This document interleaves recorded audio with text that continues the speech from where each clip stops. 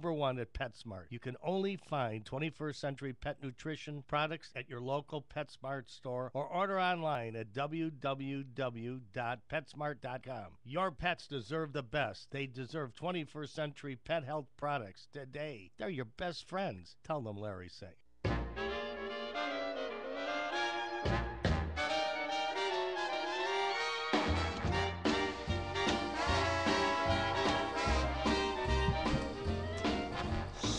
Chicago, Chicago. That's right, and that brings me around to tell everybody about Gibson's, the greatest steakhouse in the world. Gibson's is the only steakhouse in the country with USDA designation.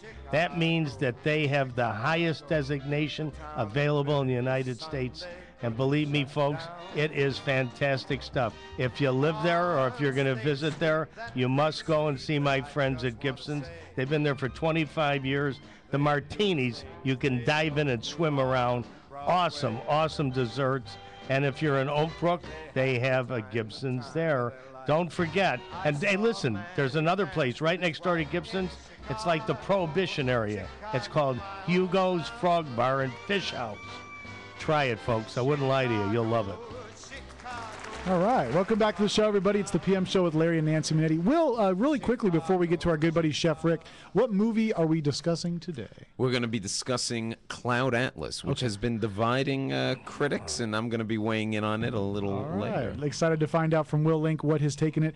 Right now, we do have Chef Rick on the line, our good buddy, regular contributor to the show. Hey, Chef Rick, how's it going, buddy? Hi, Rick. Hey, guys, I'm doing great. You know, Sandy didn't beat us up too bad. I was able to be on the show. Oh, good. We were worried. We were hoping that you would join us. What? You're in Florida? Where, in Tampa? Actually, yeah. I ended up leaving Massachusetts, just in time to get down with our good friend Tim Harrington, filming an infomercial for a new diet product. Oh, good for you. I'm glad you're all safe. Yeah, you know, it was great. Out of all that nasty weather, but I owe my wife a weekend away because she had to stay behind with the kids. You know, you guys always leave us with the dirty work. Well, you're in I got a great recipe today. Oh, good. What is it? Oh, good. What's it for? I wrote a recipe for Nancy because I thought, you know what? We did one for Larry. Now we got to do one for Nancy. So I did Nancy's Thanksgiving Day pot pie. Oh, I love it. Oh, yeah. All right. Fantastic. Pot pie is one of my favorites. Have some fun with that. Yeah. Now, is this one that has a regular pie crust? It does. In fact, you can use one of those store-bought pie crust, or you can make it from scratch with whichever you like. Or what I like to do, my favorite, is I like to buy those Buttermilk Biscuits, you know, the ones that you just kind of pop out of the package and then put on top. Right.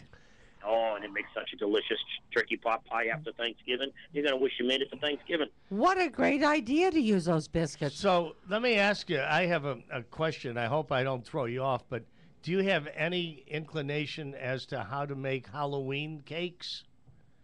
You know, I have made Halloween cakes. And you know what? The cake that I like to make is sort of a whoopie pie on steroids. So we take this beautiful pumpkin spice cake and we fill it with sort of a vanilla frosting on both sides, and we make like a giant whoopie pie with a little Halloween jack-o'-lantern on it. Oh, how wonderful. We can put that one up, too. I'll take some pictures, and we'll put that up on the web. That's great. Hey, I want to ask a question because I know a lot of people out there, when they have people over, they put a bowl of nuts out, Rick. How can they take those and make them candied or spiced that's a real fast recipe? Yeah. Oh, that's a great suggestion. In fact, it's really easy. You know, when I grew up, we used to have, and you probably did too, like castañas, right? We used to have the little roasted chestnuts out all the time during the holidays. Well, you know, today there's lots of nuts that you could pick from. We have almonds and cashews or any kind of great nuts that you can buy at the store today. And it's very, very simple, Nancy. All you're going to do is you're going to take an equal amount of butter and sugar. So maybe 2 tablespoons of butter, 2 tablespoons of brown sugar. You're going to heat it up in the pan, boil it, and get it until it starts nice and thick. You're going to toss your nuts in there for a few minutes, heat it up for no more than 3 to 5 minutes, pull it out, spread them out on a piece of foil, let them dry, and you're going to have candied nuts. That's it? Wow. That's it. It's that simple. That's fantastic. But you got to make sure you don't burn that sugar, right? That's true, and you know what? I got a little secret. Sometimes I pour in a little amaretto or a little Zambuca. Oh, and I toss it around in there, and then when I candy it, I get that sort of after flavor with it. Oh, that's fabulous. I'm going to Delicious. try that tonight. Now, Chef Rick, I got a question for you. One of my favorite ice creams is pecan praline ice cream. Is this the same way that they do like the pralines in there? Similar? Well, we candy praline. It's a little more of a caramelization process. When we make a praline, it's sort of got a lot more sugar and cream and butter in there. It's more like a caramel. Oh, and we make it a little thicker to make that praline, but it's the same process. We just use a little bit of caramel in there to tweak the kind of ingredients coat a little bit, basically. Wow. That's fabulous. That's something everybody can do, and it's a great snack. You know, Chef Rick, And, oh, I'm sorry, buddy. Go ahead.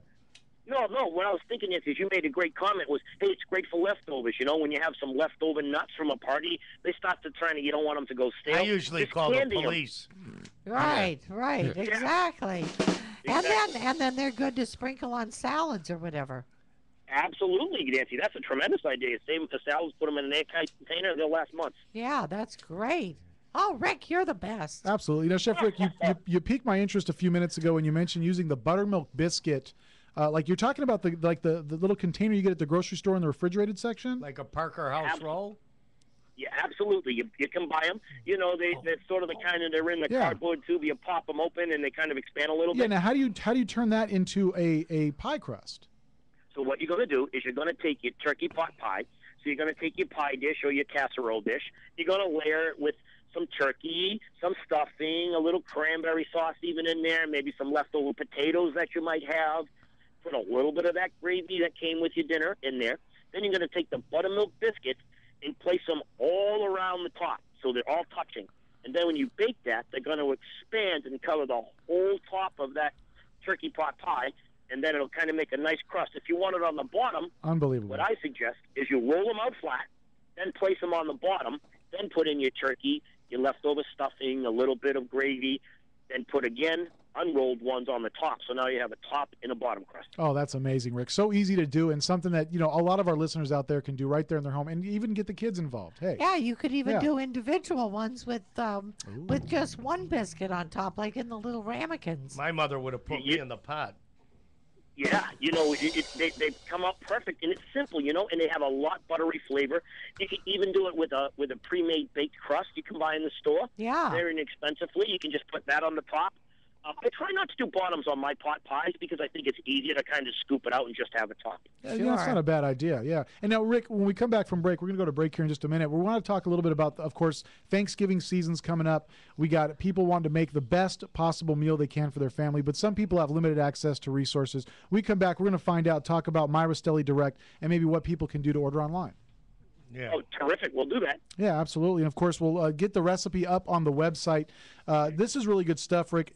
I'll tell you, buttermilk biscuits for a pot pie. Fabulous. That's simple. I never would have thought. Guaranteed it tastes great. Absolutely. Guys, so stick around. We come back more with Chef Rick. We're taking your calls, 800-336-2225, 800-336-2225. It is the PM Show with Larry and Nancy Manetti. We'll be back right after this.